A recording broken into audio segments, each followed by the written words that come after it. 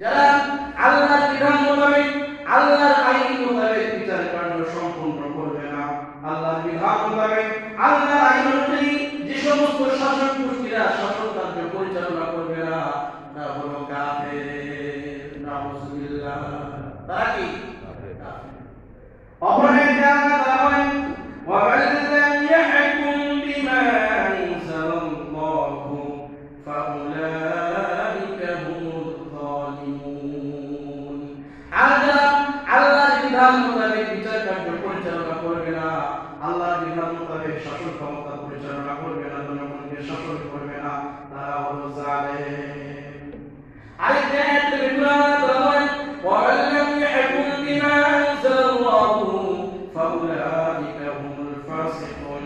যারা আল্লাহর বিধান মোতাবেক বিচার কার্য পরিচালনা করবে না, বিচার সম্পূর্ণ করবে না, শাসন ক্ষমতা পরিচালনা করবে না, তারা হলো ফাসিক। তারা কি?